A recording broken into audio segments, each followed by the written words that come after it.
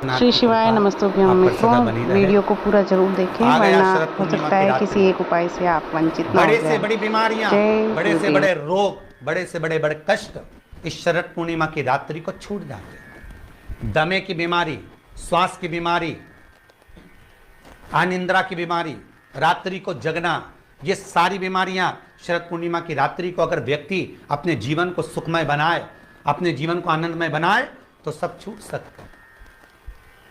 शरद पूर्णिमा की रात्रि को पीपल के पत्ते 5 लेकर उसके ऊपर खीर डालकर रात्रि को खा लेने से महाराज दमे की बीमारी, श्वास की बीमारी रुक जाती है। वो बीमारी बढ़ती नहीं है, उससे कष्ट नहीं होता। जिन बच्चों के नेत्र कमजोर होते हैं, रोशनी कमजोर होती है, शरद पूर्णिमा के दिन रात्रि को 12 बजे भगवान चंद्रदेव का दर्शन कराइए। 5 से 7 मिनट तक नयन मिलाएं चंद्रदेव के साथ और बाद में एक पीपल के पत्ते पर खीर जो चंद्र के नीचे रखी हुई है उसी खीर को चटा दीजिए। फिर चंद्र का दर्शन कराओ, फिर खीर को चटा दीजिए। महाराज नयन की ज्योति बढ़ती है, नींद नहीं आती तो निंद्रा देवी प्रवेश करती है, निंद्रा अच्छी आती है, आनंदित होता है।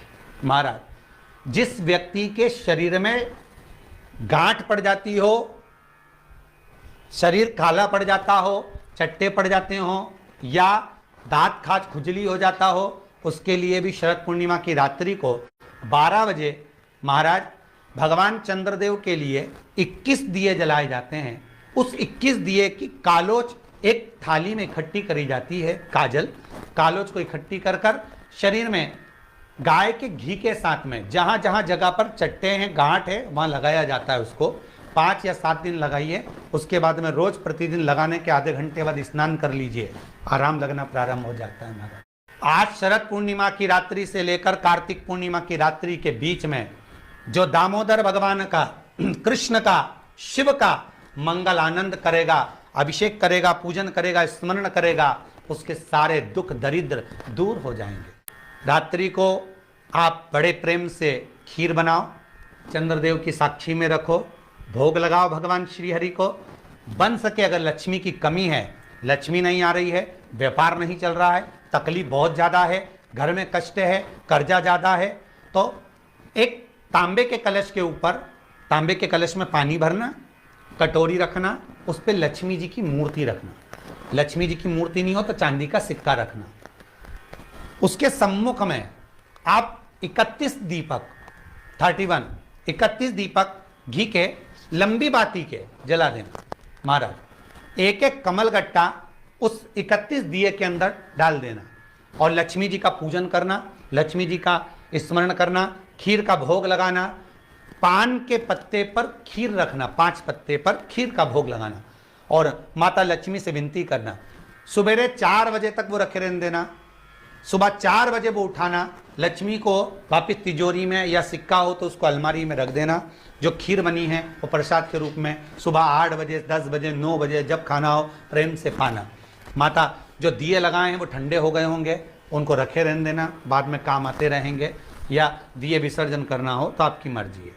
पर वो मिट्टी के दिए लगेंगे, आटे के दिए नहीं लगेंगे, मिट्टी के दीप लगाना है आपको। 31 घी के दिए लगाना है। लक्ष्मी जी का पूजन करो, कंकु, चावल, हल्दी, मोली से, सब तरह से। शरद पूर्णिमा की रात्रि को सुख मिलेगा, आनंद मिलेगा, लक्ष्मी की वृद्धि होगी, कार्य सिद्धि होगी।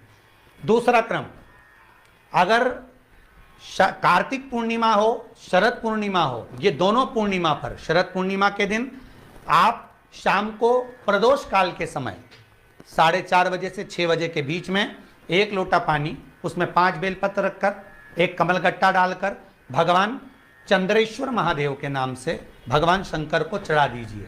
आपकी जो कामना हो वो कामना कर कर चढ़ाएं, विनती करें चंद्रेश्वर महादेव को और निवेदन करें कि हमारा ये कार्य सफल हो। केवल शरद पूर्णिमा के दिन चढ़ाइए, कार्तिक पूर्णिमा तक क्या फल मिलता है हमको जरूर बताइए। भी शरद पूर्णिमा की रात्रि को और कार्तिक पूर्णिमा की रात्रि को गर्भवती नारी अपनी नाभि पर यदि चंद्र की दृष्टि पड़वा लेती है तो बच्चा विकलांग पैदा नहीं होता है। गर्भ से जो बालक होगा श्रेष्ठ होगा, विद्वान होगा, चतुर होगा, पढ़ने में होशियार होगा, क्योंकि ये चंद्र की किरणें जब समुद्र में उछाल ला सकती हैं तो आपके जीवन में भी तरक्की ला सकती है, उछाल ला सकती है। इसमें सभी को हर हर महादेव, जय श्री कृष्णा, जय श्री